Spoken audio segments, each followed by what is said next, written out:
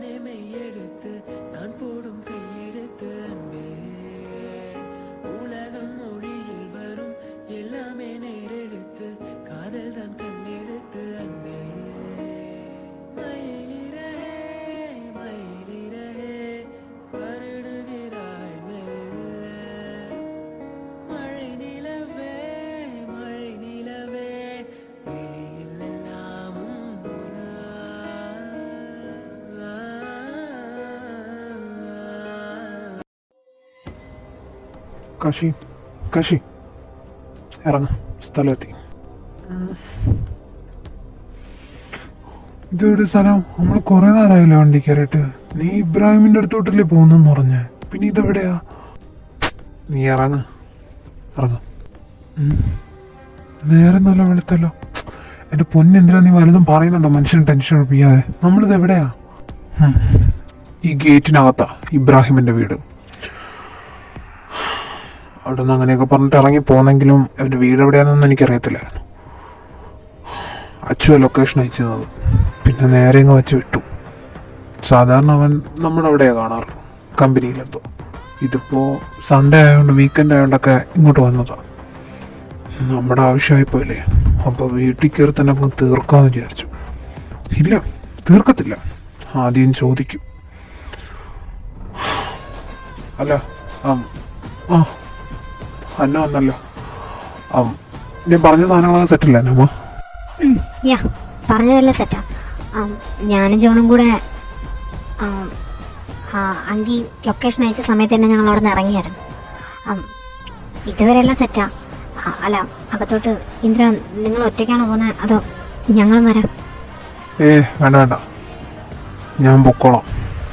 അറിഞ്ഞിടത്തോളം ഇവനൊരു വിളഞ്ഞ വിത്ത, അഹങ്കാരത്തിന് കയ്യും കാലും വെച്ച വിളഞ്ഞ വിത്ത്. പിന്നെ ഒരു കണക്കിന് നോക്കി ഇങ്ങനെയുള്ളവന്മാരെടുത്ത് അച്ചുവിൻ്റെ വഴി തന്നെ നല്ലത്. അതുകൊണ്ട് അവനെ പോലെ ഒറ്റയ്ക്ക് ഞാൻ മാത്രം ചെന്നോളാം. അത്രയ്ക്ക് വയലൻസ് ഒന്നും കാണത്തില്ല. നൈസിന് കാര്യം നടത്തിയിട്ട് ഞാൻ വന്നോളാം. എനിക്കവനെ പോലെ മുന്നും പിന്നും നോക്കാതെ കൊല്ലാൻ പറ്റത്തില്ലല്ലോ. അറിയണ്ടേ കിച്ചു എവിടെയാന്ന്. ഒരു കാര്യം ചെയ്യും, നിങ്ങളിവിടെ വെയിറ്റ് ചെയ്തോ. ഈ കാർ അങ്ങോട്ട് മാറ്റിയിട്ടേക്ക്. നിങ്ങൾ വന്ന കാർ എനിക്കാ. ഞാനിങ്ങോട്ട് വരുന്ന കാര്യം അയാൾക്ക് ഞാനൊരു ഇമെയിൽ വഴി അയച്ചിട്ടുണ്ട്. എൻ്റെ കമ്പനിയുടെ ശത്രു ആയതുകൊണ്ട് എന്നെ അറിയാം. ഇന്ദിര ഗ്രൂപ്പ്സിൻ്റെ CEO ആയിട്ട് അയാൾ എന്നെ കണ്ടിട്ടുള്ളൂ. അതുകൊണ്ട് ബിസിനസ് ഡീൽ സംസാരിക്കാനെന്നാണ് ഞാൻ പറഞ്ഞേക്കുന്നത്. അത് വിശ്വസിക്കുകയും ചെയ്തു. അതൊരാണെങ്കിലും നല്ലതാണല്ലോ. ഈ കാറ് കിച്ചുവിൻ്റെ ഫേവറേറ്റ് കാറാണ്. ഇതിനെ വെച്ചൊരു റിസ്ക് എടുക്കാൻ എനിക്ക് താല്പര്യമില്ല. നിങ്ങൾ വന്ന കാർതാ. പിന്നെ കാശി, നീ ഇവിടെ നിന്നാൽ മതി അവരുടെ കൂടെ. ഞാനിങ്ങോട്ട് വരും. ഇന്ദ്ര, അത് വേണ്ട, ഞാനും കൂടെ വരാം. ചാവാനാണെങ്കിലും കൊല്ലാനാണെങ്കിലും ഒരുമിച്ച് മതി. അതത്രേ ഉള്ളൂ. അതങ്ങനെ തന്നെയാ. പക്ഷേ ഇതെനിക്ക് ഒറ്റയ്ക്ക് ചെയ്യണം. അത് നീ കൊല്ലാനാണെങ്കിലും എന്തെങ്കിലും ചോദിക്കാനാണെങ്കിലും ചാവാനാണെങ്കിലും. നീ ഇവിടെ നിന്നോ. കാർ എടുക്ക് ജോണേ, ചാവിത. അന്നമ്മ, നീ ഒന്ന് അച്ഛനെ വിളിക്കോ, അവനോട് വരാൻ പറ. എനിക്കെന്തോ ഇന്ദ്ര അകത്തോട്ട് ഒറ്റയ്ക്ക് പോകുന്നതിനോട് ഒരു സമാധാനമില്ല. എന്ത് പേടിയാവോ? ജോണേ, ഈ കാർ എടുത്ത് അങ്ങോട്ടൂടെ മാറ്റിയിട്. സെക്യൂരിറ്റീസ് ഒക്കെ ഉള്ളതാ, വെറുതെ ഒരു ഡൗട്ടിന് ഇടയാവണ്ട. ഇവിടെ നിൽക്കുന്ന വീട് വല്ലതും കാണാൻ നിൽക്കുന്നതാണെന്നങ്ങ് വിചാരിച്ചോളൂ. Kashi, be bold. നാളെ ചിലപ്പോൾ നിനക്കും ഇങ്ങനൊരു അവസ്ഥ വന്നേക്കാം. അന്നേരം നീ ഇതുപോലെ പറഞ്ഞുകൊണ്ട് നിൽക്കത്തില്ലല്ലോ. ഒന്നുമില്ലെങ്കിലും കാണാനില്ലാത്ത നിന്റെ അനിയനെയാ, അത് നീ മറക്കണ്ട. എന്തും ചെയ്യാൻ തയ്യാറായിട്ട് നിന്നോ. നാളെ ആർക്കും ചെയ്യാൻ പറ്റാത്തൊരവസ്ഥ വന്ന അത് ചെയ്യാൻ നീ വേണം അവിടെ, മനസ്സിലായോ?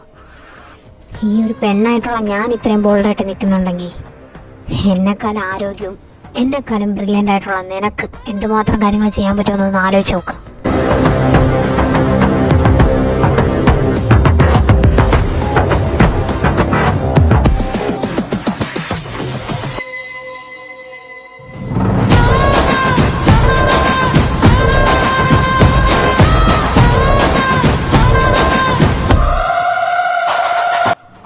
കംസ വാ. സാർ വരുന്ന കാര്യം ഇബ്രാഹിം സാർ പറഞ്ഞായിരുന്നു. സാർ ഒരു ഇമെയിൽ മാത്രമേ അയച്ചോളൂ എന്ന് പറഞ്ഞു. ഉറപ്പല്ലെന്നാ പറഞ്ഞത്, ഒരു ഇമെയിൽ മാത്രം അയച്ചുകൊണ്ടായിരിക്കാം മേ ബി. ഏതായാലും സാർ വരുന്നോ ഇല്ലയോ എന്നോട് പുറത്ത് തന്നെ വെയിറ്റ് ചെയ്യാൻ പറഞ്ഞു. അതാണ് ഞാൻ അവിടെ തന്നെ നിന്നത്. സാർ വന്നല്ലോ, വി ആർ സോ ഹാപ്പി. ശത്രുതയൊക്കെ പറഞ്ഞ് ഇനി നല്ല രീതിയിൽ നമുക്ക് മുന്നോട്ട് പോകുമല്ലോ. വരൂ സാർ. വേണ്ട വേണ്ട, കൊന്നേക്ക്, അതാ വേണ്ടത്. Anwar, oh what a present surprise Indrajith. താൻ അങ്ങനെ ഒരു ഇമെയിൽ അയച്ചപ്പോൾ സത്യത്തിലും വരുമെന്ന് ഞാൻ വിചാരിച്ചില്ല. Anyway, welcome to my palace Indrajith Devashankar. Come on. എടോ, 2 ഗ്ലാസ് എടുത്തിട്ടോ. അപ്പോൾ പറ മിസ്റ്റർ ഇന്ദ്രജിത്ത്, എന്താണാവോ പറയാനുള്ളത്? ഐ മീൻ, ഞാനുമായിട്ട് എന്തൊക്കെയോ ബിസിനസ് പരമായ കാര്യങ്ങൾ ഡിസ്കസ് ചെയ്യാനെന്ന് പറഞ്ഞിട്ടല്ലേ എൻ്റെ ഈ പാലസ് വരെ താങ്കൾ ഇത്രയും യാത്ര ചെയ്ത് വന്നത്. അപ്പോൾ എന്തെങ്കിലും ഇമ്പോർട്ടൻ്റ് ആയിട്ടുള്ള കാര്യമാണെന്ന് എനിക്ക് ഊഹിക്കാന്നുള്ളതേ ഉള്ളൂ. Anyway, what's that? I mean, what's the matter? Yeah, it's really important. Business പരമായിട്ടുള്ള കാര്യങ്ങളല്ല, പക്ഷെ ഇമ്പോർട്ടൻ്റ് ആയിട്ടുള്ളൊരു കാര്യം നിന്നോട് എനിക്ക് ചോദിക്കാനുണ്ട് ഇബ്രാഹിമേ. ഓ, റിലാക്സ് ഗൈസ്, റിലാക്സ്. ഇങ്ങനെ ചെറിഞ്ഞു നോക്കേണ്ട ആവശ്യമൊന്നുമില്ല. ഗീവ് റെസ്പെക്ട് ടേക്ക് റെസ്പെക്ട് എന്നല്ലേ. ഇപ്പം ഞാൻ വന്നപ്പോൾ എൻ്റെ അപ്പൻ്റെ പേര് ചേർത്തൊക്കെ വിളിച്ചു. പക്ഷേ ഈ ഇരിക്കുന്ന ഇബ്രാഹിം ഇതിനു മുമ്പ് എനിക്ക് ഒരു റെസ്പെക്റ്റും തന്നിട്ടില്ല. അന്നൊക്കെ എൻ്റെ അച്ഛൻ നിന്നതുകൊണ്ട് എനിക്കൊന്നും റിയാക്ട് ചെയ്യാൻ പറ്റിയിട്ടില്ല. നേരെ ചൊവ്വേ ഇതിപ്പോൾ അവൻ്റെ ഇടം, ഞാൻ ഒറ്റയ്ക്ക് കയറി വന്നേക്കുന്നു. അപ്പോൾ എൻ്റെ പവർ എന്താണെന്ന് നിങ്ങൾക്ക് അറിയാമായിരിക്കുമല്ലോ അല്ലേ? എനിവേ, അതുപോട്ടെ. എനിക്ക് അറിയേണ്ട കാര്യം ഒന്നേ ഉള്ളൂ. നിനക്ക് എന്തായാലും ഇന്ദ്ര ഗ്രൂപ്പ്സിനോട് നല്ല ദേഷ്യമുണ്ട്. നിനക്ക് AK ഗ്രൂപ്പ്സിനെ മേ ബി അറിയായിരിക്കാം, ശിവ ഗ്രൂപ്പ്സിനെ അറിയായിരിക്കാം. സോ നീ ഞങ്ങൾക്കിട്ട് എന്തെങ്കിലും ഉണ്ടാക്കാം എന്ന് വിചാരിച്ച് വല്ലതും ചെയ്തിട്ടുണ്ടെങ്കിൽ I want to know that first of all. ഒരു കുമ്പസാരം പോലെ പറഞ്ഞാൽ നിനക്ക് നല്ലത്, എനിക്ക് നല്ലത്, എൻ്റെ പിറകിലുള്ളവന് നല്ലത്. ആക്ച്വലി നിന്നെ ഇങ്ങനെ ഭീഷണിപ്പെടുത്തേണ്ട ആവശ്യമൊന്നുമില്ല ഇബ്രാഹിമേ. നിനക്ക് ഞാൻ തന്നെ ധാരാളമാണ്. പിന്നെ എന്നാലും പറഞ്ഞിരിക്കണമല്ലോ, എൻ്റെ പിറകിലുള്ളവൻ എന്ന് പറയുമ്പോൾ ധാരാളമെന്നല്ലേ. AK ഗ്രൂപ്പ്സ് ഇല്ലേ, അതിൻ്റെ CEO അങ്കിത് ശിവപ്രസാദ്, ഏകദേശം അറിവ് കാണുമായിരിക്കും. അവൻ ഓരോന്നായിട്ട് ഇങ്ങനെ വെട്ടി നശിപ്പിച്ച് വരുക. ഓരോ കാർഡായിട്ട് വെട്ടി തെളിച്ച് വരുക. അക്കൂട്ടത്തിൽ നീയും തെളിഞ്ഞു പോകുന്ന അല്ലെങ്കിൽ വെട്ടിപ്പോകുന്ന കാർഡാവരുത്. നീയായിട്ട് പറഞ്ഞാൽ ചിലപ്പോൾ ഞാനായിട്ട് വന്നതുകൊണ്ട് മേ ബി എനിക്ക് നിന്നെ രക്ഷിക്കാൻ പറ്റിയില്ല. എത്രത്തോളം പറ്റുമെന്ന് എനിക്കറിയത്തില്ല. കാരണം ഇതൊരു ബലിയാട് എൻ്റെ ജീവനായി പോയില്ലേ. സോ നീ ഞങ്ങൾക്കെതിരെ എന്തെങ്കിലും ചെയ്തിട്ടുണ്ടെങ്കിൽ അത് പറഞ്ഞുതരാം.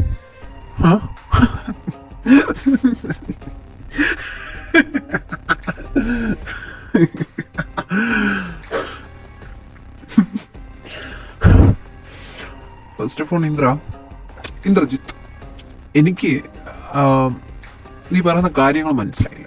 രണ്ടാമത്തത്, എനിക്ക് എന്തെങ്കിലും ചെയ്യണമെങ്കിൽ ഒളിച്ച് നിന്ന് നീയൊക്കെ അറിയാതെ മുമ്പേണ്ട ആവശ്യമില്ല. മുമ്പ് നെഞ്ചം വിരിച്ച് നിൻ്റെയൊക്കെ മുമ്പ് നിന്ന് തന്നെ ഞാൻ ചെയ്യും. അതുകൊണ്ട് ഏതാ കാര്യം അത് നീ ആദ്യം ഫസ്റ്റ് വള്ളിപ്പുള്ളി തെറ്റാതെ പറ. അതിനുശേഷം നോക്കാം നമുക്ക്. ഞാൻ ചെയ്തോ, ചെയ്യാൻ ശ്രമിച്ചോ, അതോ ഇനി ചെയ്തില്ലേ എന്നൊക്കെ. അത് ശരി, പറയണമല്ലോ, പറയാം. എൻ്റെ ഹസ്ബൻഡ്, അതായത് AK ഗ്രൂപ്പിൻ്റെ സെക്കൻഡ് ഓണർ കാളിദാസ് ശിവപ്രസാദ്, അവനെ കഴിഞ്ഞ് 1 മന്തായിട്ട് കാണാനില്ല. 1.5 എന്ന് വേണമെങ്കിൽ പറയാം. എവിടെയാ, എങ്ങനെയാ, എന്താ ഒന്നും അറിയത്തില്ല. അവനെ മാറ്റി നിർത്തിയിരിക്കുന്നത് നീയാണെങ്കിൽ അത് നീയാണെന്നങ്ങ് പറഞ്ഞുതരാം. അത് മാത്രം നീ ചെയ്താൽ മതി, അല്ലാതെ കൂടുതലൊന്നും ചെയ്യണ്ട. ബാക്കിയൊക്കെ ചെയ്യേണ്ടവർ തന്നെ ചെയ്തോളൂ, ഇൻക്ലൂഡിങ് മീ.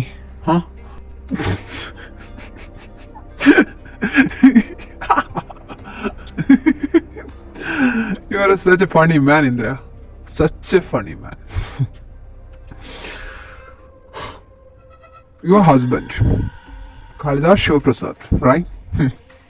എന്തിന് ഞാനെന്തിനും അവനെ പിടിച്ചുകൊണ്ട് മാറ്റണം, അല്ലെങ്കിൽ കിഡ്നാപ്പ് ചെയ്യണം? താൻ പറഞ്ഞത് വെച്ചിട്ട് അതൊരു കിഡ്നാപ്പാണെന്ന് മനസ്സിലായി. ഞാൻ എന്തിനു ചെയ്യണം? 1.5 മാസം അവനെ വെച്ചിട്ട് എനിക്കെന്ത് തേങ്ങ കിട്ടാനാ?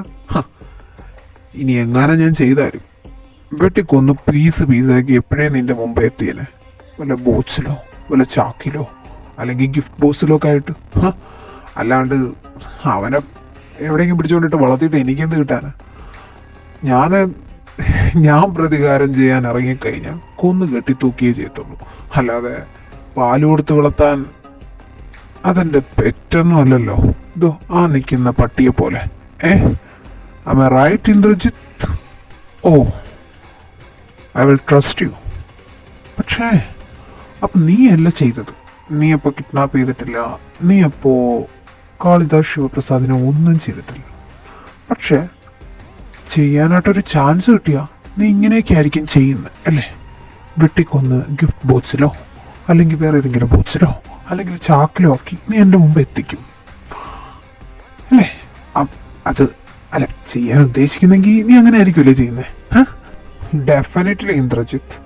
ബിക്കോസ് ശത്രുക്കളുടെ അടുത്ത് ദാക്ഷിണ്യം കാണിച്ച് കനിഞ്ഞു നിൽക്കാനായിട്ട് ഞാൻ ദേവേന്ദ്രനൊന്നുമല്ലല്ലോ. അസുരനെന്നോ അസുരൻ തന്നെയാണ്, മനസ്സിലായോ? അപ്പോ എന്തിനാ ഞാൻ പാല് കൊടുത്ത് വളർത്തുന്നത്? If I get a chance, definitely I will do that. ചിലപ്പോ ഒരു കടുകുമണിയുടെ അത്രയുള്ള പീസുകളെ കാണത്തുള്ളൂ. ചിതയെ വെച്ച് കത്തിക്കാൻ പോലും കിട്ടാത്തതുപോലെ, ഒട്ടിച്ചു ചേർക്കാൻ പോലും പറ്റാത്തതുപോലെ. I am perfect for that. Got it? Nice. Interesting. Impressed. Anyway, all the best. അങ്ങനെ ചെയ്യാൻ വേണ്ടിയിട്ട്. അപ്പോൾ നീയല്ല ചെയ്തതെന്ന് എനിക്ക് ബോധ്യമായി. അപ്പം ഞാൻ ഇറങ്ങട്ടെ. നമ്മുടെ മീറ്റിംഗ് ഇവിടെ തീർന്നു. ഈ ഒരു 5 മിനിറ്റിൻ്റെ മീറ്റിങ്ങിനാണോ നീ വണ്ടി പിടിച്ച് വന്നതെന്നായിരിക്കുമല്ലേ ഇപ്പോൾ ഇബ്രാഹിം ചിന്തിക്കുന്നത്. 5 മിനിറ്റിൻ്റെ മീറ്റിങ്ങിന് വേണ്ടി ഇത്രയും കിലോമീറ്റർ വണ്ടി ഓടിച്ചു വന്നപ്പോൾ ഒരു 1500 പ്ലാനിങ് ആയിരുന്നു ഈ തലയ്ക്കകത്ത്. Definitely I will also do that. All the best and congrats. ഇന്ദ്രയുടെ ശത്രു ആയതിന്. ശരി. You Anwar, right? I think you are a good person. If you can escape from here within 10 minutes. Bye. Sir, can I? എനിക്ക് അയാളോടൊരു കാര്യം ചോദിക്കാനുണ്ടായിരുന്നു, please. പൊക്കോ. എല്ലാവരും കേട്ടല്ലോ, എന്തൊക്കെയോ അവനൊക്കെ പ്ലാൻ ചെയ്യുന്നുണ്ട്. Be careful. ഏതായാലും AK ഗ്രൂപ്പിൻ്റെ അത്ര പേടിക്കേണ്ട ആവശ്യമൊന്നുമില്ല. ഇത് വെറും ഓലപ്പാമ്പ്. ഇന്ദ്രജിത്ത്, ആക്ച്വലി അവിടെ നിന്ന് എന്താ പറഞ്ഞേ? അതിനെന്തോ വേറൊരു ഡബിൾ മീനിങ് ഉള്ളതായിട്ട് എനിക്ക് മനസ്സിലായി. അതെന്താണെന്ന് കത്തിയില്ല. ഞാൻ തൻ്റെ ബിസിനസ് രീതികളുടെയും തൻ്റെ കമ്പനിയുടെയും തൻ്റെയും ഒരു ബിഗ് ഫാനാണ്. ഇത്രയും എൻഗേജ് തന്നെ ഓൾസോ AK ഗ്രൂപ്പ്സ്. അപ്പോൾ ഇങ്ങനെ ഒരാൾ വന്ന് ഇങ്ങനെ സംസാരിക്കണമെങ്കിൽ ഐ നോ എന്തോ തനിക്ക് വേണ്ടപ്പെട്ട ആർക്കോ എന്തോ പറ്റിയിട്ടുണ്ട്. Can I know that? എന്താ അവിടെ നിന്ന് ഉദ്ദേശിച്ചെന്ന്? ആ Anwar, of course.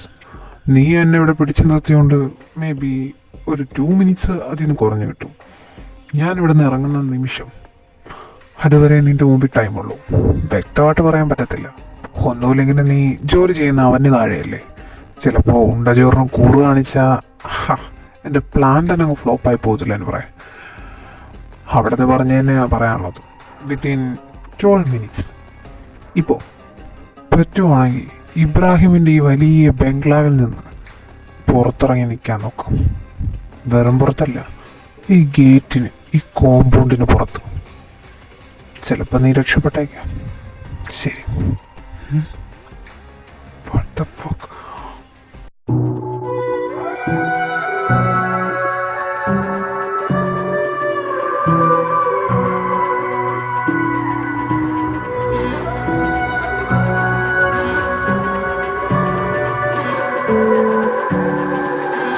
Got me feeling one with the madness. Got me feeling one with that truth. These days they been calling me the baddest. These days I've been coming for that loot. Ay, yo, for that loot. Ay, kill around the loose. Okay, okay. I've been coming for that truth. Okay, you're prey, but you ain't got a clue. Ay, gets bloody when I'm going for that coup. Now that's how the cycle of life goes. I feel like a psycho who came with his rifle. I feel like a psycho. I fall for eulogies. I'm bringing the fight, bro. You ain't nothing new to me. You ain't never seen nobody like me. Bringing all my guns to your hot teeth. Reeling in this game, but I might be sending you 6 feet deep on the mouth. I'm a beast, I've been classy like heat. I've been packing receipts, I've been stacking these seats. I've been passing off easy, they calling me breezy. This KO, it needs me like he on his knees for his season. Going for the throne, for the time's right. About to bring your sins to the limelight. There's a place and a time for the devil in disguise to be stepping into the limelight. Feeling one with the truth that I'll be out chasing. I'm a killer on the loose, there ain't no escaping. Feeling one with the truth that I'll be out chasing. Killer on the loose, there ain't no escaping. Feeling one with the truth that I'll be out chasing. I'm a killer on the loose, there ain't no escaping.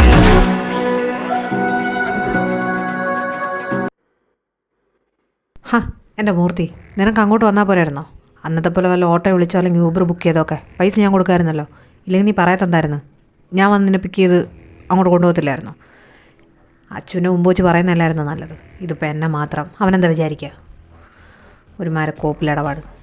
നീ കാര്യം പറ, എന്താ അത് നീ ഇങ്ങോട്ട് വിളിച്ചത്? നീ എന്താ അങ്ങോട്ട് വരാത്തേ? എന്തെങ്കിലും പ്രശ്നമുണ്ടോ?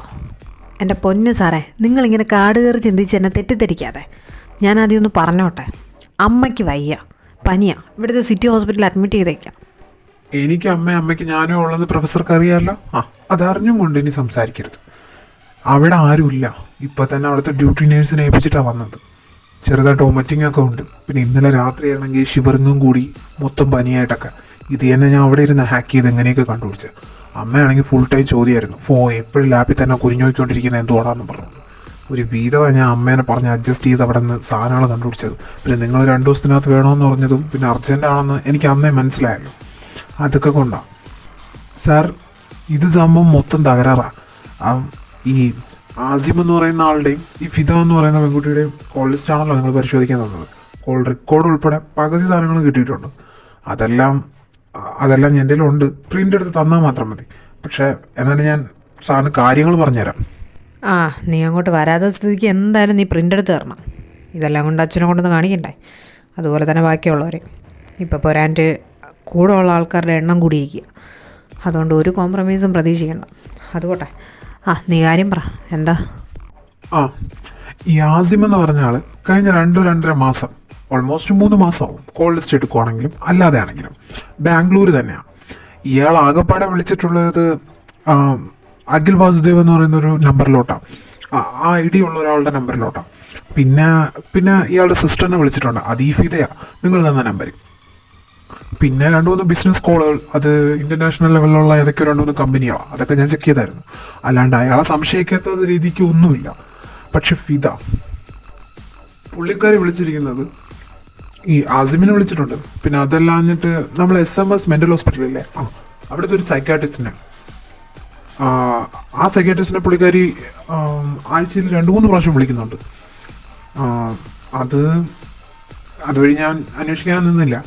ആ ഡോക്ടർ ഇതുപോലെ ഒരുപാട് ക്ലയൻസിനെ കോൾ അറ്റൻഡ് ചെയ്യുന്ന സംസാരിക്കുന്നതൊക്കെ ഉണ്ട്. ആ ഡോക്ടറിൻ്റെ ഫോണും കൂടെ ഞാൻ ട്രേസ് ചെയ്തായിരുന്നു ചെറുതായിട്ട്. ഇനി അത് വേണ്ടല്ലോ എന്ന് വിചാരിച്ചിട്ട്. പക്ഷെ സ്ട്രൈക്ക് ചെയ്ത കാര്യം അതല്ല. പുള്ളിക്കാരി നിങ്ങളെ കമ്പനി ലൊക്കാലിറ്റി, അതായത് ആ ഒരു ഏരിയ ഉണ്ടല്ലോ, ആ ഏരിയയിൽ ഒരാളെ വിളിക്കുന്നുണ്ട്. അയാളുടെ കോളർ ഐ ഡി എന്ന് പറയുന്നത് എറിക് ആബേൽ എന്നാണ്. അത് ഡെയിലി നൈറ്റ് ഈവനിങ് ഇങ്ങനെയാണ് കോൾ ലിസ്റ്റ് വരുന്നത്. അതിലൊക്കെ എല്ലാ ദിവസവും പുള്ളിക്കാരിയുടെ കോൾ ലിസ്റ്റിൽ എറിക് ആബേലിനെ വിളിച്ചതായിട്ട് കാണിക്കുന്നുണ്ട്. എറിക് ആബേലിൻ്റെ ലൊക്കേഷൻ കാണിക്കുന്നത് കറക്റ്റ് AK ഗ്രൂപ്പ്സിൻ്റെ, അന്ന് ഞാൻ വന്നില്ല ഗോഡൗൺ, അവിടെ AK ഗ്രൂപ്പ്സിൻ്റെ ഓഫീസ്, ഇതൊക്കെ ആയിട്ട് മാറിയാണ് കാണിക്കുന്നത്. കറക്റ്റ് അവിടെ എഴുതി കാണിക്കുന്നുണ്ട് AK ഗ്രൂപ്പ്സ് എന്ന്. സോ ഐ തിങ്ക് നിങ്ങൾ വിചാരിക്കുന്ന അതേ ആൾ ഈ ഫിദ ആവാനാണ് സാധ്യത. അല്ലെങ്കിൽ പിന്നെ ഈ എറിക് ആബേലായിരിക്കാം. എന്തായിരുന്നാലും ഇവിടെ ഇച്ചിരി സംശയം തോന്നുന്ന വ്യക്തി ഈ ഫിദ തന്നെയാണ്. അല്ലാണ്ട് മറ്റേ ആളുടെ അങ്ങനെയൊന്നുമില്ല. ഡാമിറ്റ്, ഇത് നേരത്താണോ പന്ന തായോളിയുടെ മോളെ ജീവനോടെ വയ്ക്കാൻ തോന്നിയത്? നീ ആ കോൾ ലിസ്റ്റിൻ്റെ പ്രിൻറ്റിങ് കൊണ്ടെടുക്കാം. വേറെ എന്തെങ്കിലും ഡീറ്റെയിൽസ് ഉണ്ടോടാ? എറിക് ആബേൽ ആരാ, അവൻ്റെ ഡീറ്റെയിൽസ് വല്ലതും നീ വിചാരിച്ചാൽ കിട്ടുമോ? ഇത് ചോദിക്കുമെന്ന് എനിക്കറിയായിരുന്നു. എൻ്റെ അല്ലേ സാറ്, ഡീറ്റെയിൽസ് കിട്ടുമെന്നല്ല, കിട്ടി. മുമ്പേ ഞാൻ എടുത്തു. ഇനി രണ്ടാമത് ഇതിൻ്റെ പുറകെ ഓടണ്ടല്ലോ. പിന്നെ ആ ഡോക്ടറിൻ്റെ ഉണ്ട്. ഡോക്ടർ സംശയിക്കാത്ത ആളൊന്നുമല്ല, പക്ഷെ എന്നാലും ഞാൻ ചുമ്മാ എടുത്തന്നേ ഉള്ളൂ. ഈ എറിക് ആബേലിനെ കുറിച്ച് പറയുകയാണെങ്കിൽ പറയത്തക്ക റിലേറ്റീവ്സ് ആരുമില്ല. ഓഫണാണ്, അത് നമുക്ക് ഉറപ്പിച്ച് പറയാം. പിന്നെ ആകപ്പാടുള്ള ഒരു ബോയ് ഫ്രണ്ടാണ്. അവനുമായിട്ട് ലിവിങ് ടുഗെദറോ അങ്ങനെ ഏതാണ്ടൊക്കെയാണ്. ഇവിടെ അടുത്ത് തന്നെ സിറ്റിയിലൊരു ഫ്ലാറ്റിലാണ് താമസിക്കുന്നത്. അവൻ ഇതിനു മുമ്പ് അവനെക്കുറിച്ച് വലിയ ഡീറ്റെയിൽസ് ഒന്നും കിട്ടിയിട്ടില്ല, വലിയ പിടിയുമില്ല. ഒരു കാര്യം അറിയാം, പുള്ളിക്കാരനൊരു ബട്ടറാണ്, അത് മാത്രം അറിയാം. അതല്ലാണ്ട് വേറെ ഇൻഫർമേഷൻസ് ഒന്നും കിട്ടിയിട്ടില്ല. പിന്നെ ഈ ബോയ് ഫ്രണ്ട് ആയാലും എറിക്കായാലും അത്ര വലിയ ക്രൂരന്മാരൊന്നുമല്ല.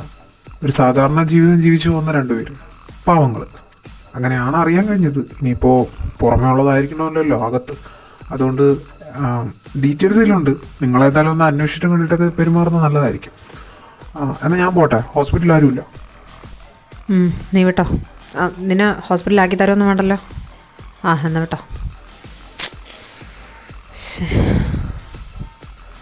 അച്ചു ഇത് പറഞ്ഞാൽ എങ്ങനെയായിരിക്കും റിയാക്ട് ചെയ്യുക? ഇതിപ്പോൾ മൊത്തത്തിൽ തലവേദന എനിക്കായല്ലോ. അന്നേ അവളെ അങ്ങ് തീർക്കാനുള്ളായിരുന്നു. ഇത് നേരത്താണാവോ? ഇനി അവൾ തന്നെ ആയിരിക്കും കിച്ചുവിൻ്റെ കാണാതെ അവളിൻ്റെ പറയിലും. എന്നാൽ അവൾ തീർന്ന് ഒടുങ്ങും എന്നേക്കുമായിട്ട്. ഹലോ, പറ. നീയോ? നീ എന്താടാ ഇതിൽ? നിനക്ക് എൻ്റെ ഫോണിൽ വിളിച്ചൂടെ? ലാൻഡ് ഫോണിൽ എന്തിനാ വിളിച്ചേ? ഇപ്പം അതാ നന്നായേ. അതിനെ പൊന്നുമോൻ ആദ്യം ഞാൻ വിളിച്ച ഫോൺ എടുക്കണം. എത്ര പ്രാവശ്യം വിളിച്ചെന്നറിയോ? സൈലൻ്റ് ആക്കി അതിങ്ങനെ മൂലയെ കൊണ്ടിട്ട് എൻ്റെ പൊന്നച്ചു. അങ്കി, കാര്യങ്ങൾ എന്തായി?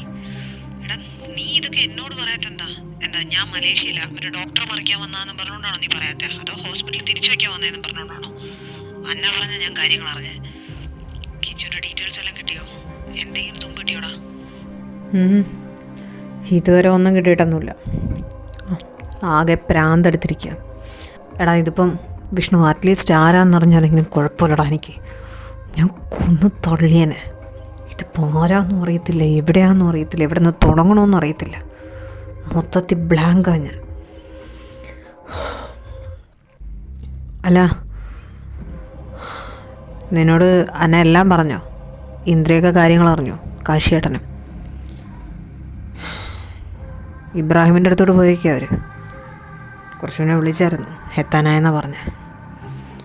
എനിക്കറിയത്തില്ല വിഷ്ണു, ഞാൻ ആകെപ്പാടെ ഭ്രാന്തെടുത്തായിരിക്കുന്നത്.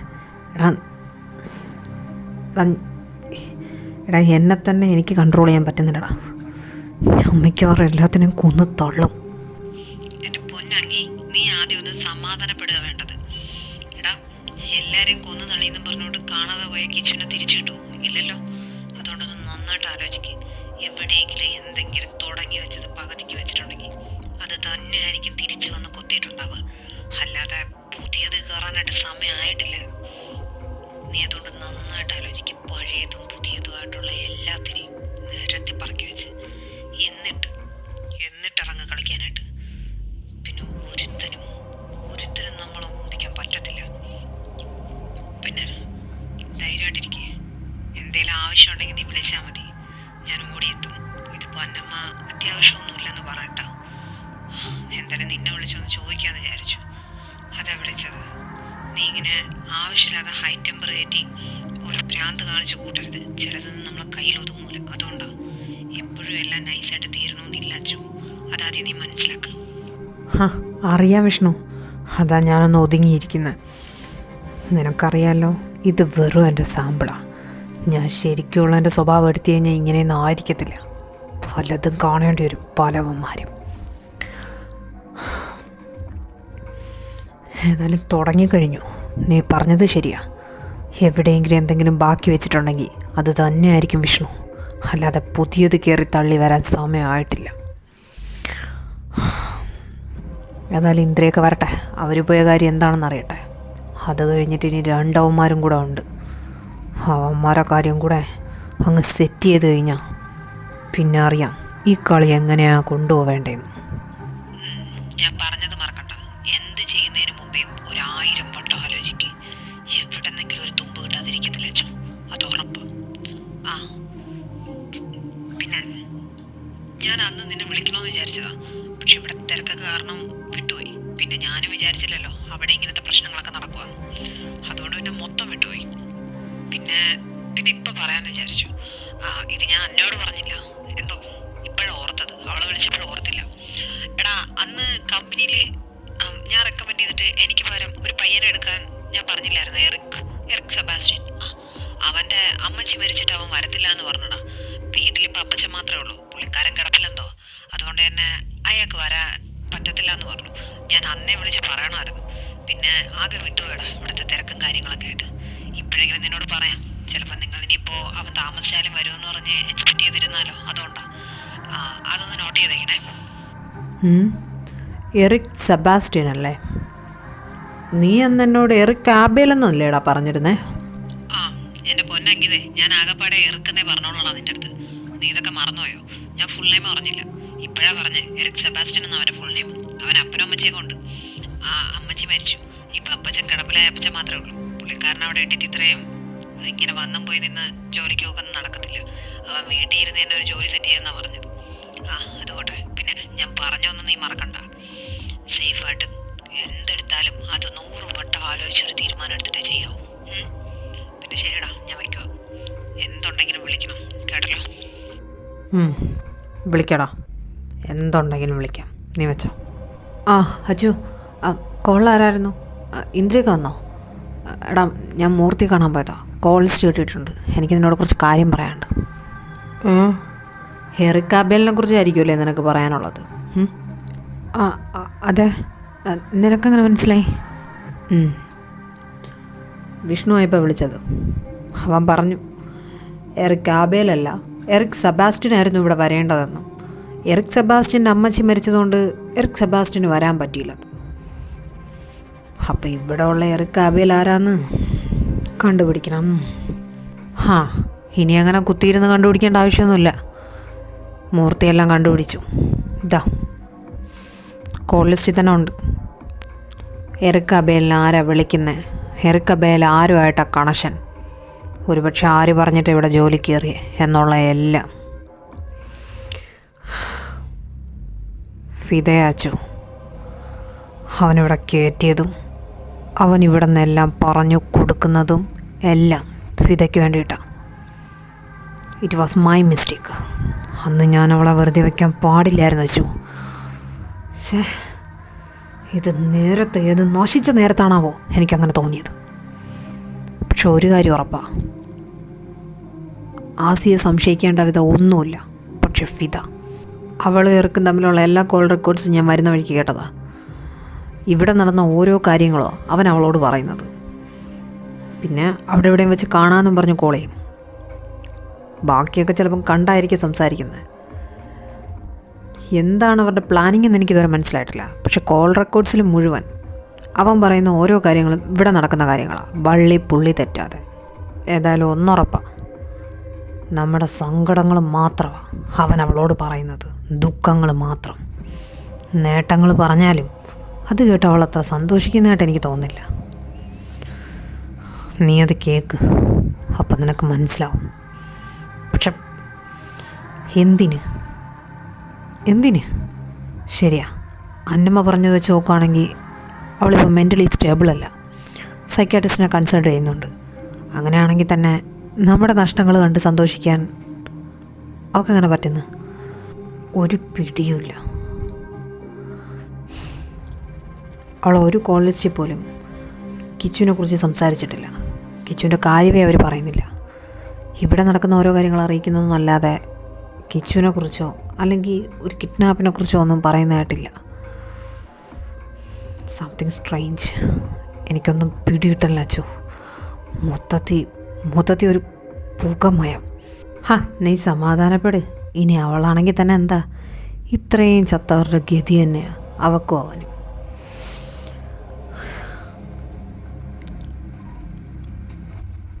അവന് ഗോഡൗണിൽ വർക്കുണ്ടെന്നും പറഞ്ഞ് നീ അങ്ങോട്ട് വിളിക്ക്. പേഴ്സണലി നീയായിട്ടല്ലേ അവന് കുറച്ച് അടുപ്പം കൂടുതൽ. നമുക്ക് ചോദിക്കാം, നല്ല വിശദമായിട്ട് ചോദിക്കാം, പേഴ്സണലി ചോദിക്കാം. പോയി വിളിച്ചു പറ. പിന്നെ ഇന്ദ്ര അവിടെ മൊത്തം കത്തിച്ചെന്നാ കേട്ടെ. ഇബ്രാഹിമിൻ്റെ പെരേടം തൊട്ട് അവൻ്റെ വീട്ടിൻ്റെ അടുക്കള വാതിൽ വരെ. ഇപ്പം നമ്മൾ ഒറ്റയ്ക്കല്ല, നമ്മളെ കൂടെ നമുക്കൊത്ത ഒരുത്തനും കൂടെ ഉണ്ടാതമേ. അതുകൊണ്ട് ഇനി ഏവനായാലും ഏവളായാലും ഒടുക്കലത്ത് ഉണ്ടാക്കുക നമുക്കിട്ടുണ്ടാക്കിയത്. ചാക്കാല കണ്ടിട്ടേ നമ്മളെല്ലാം അടങ്ങും. അതുകൊണ്ട് നീ കാബേലിനെ വിളിച്ചിട്ട് ഇന്ന് ഗോഡൗണിൽ അവൻ്റെ ജോലി അങ്ങോട്ട് ചെല്ലാൻ പറ. AK സാർ പറഞ്ഞെന്നങ്ങ് പറഞ്ഞാൽ മാത്രം മതി. ഇല്ലെങ്കിൽ നീ ഒരു കാര്യം ചെയ്യും, ഋഷിയെ കൊണ്ട് വിളിപ്പേരും. ചെല്ല്.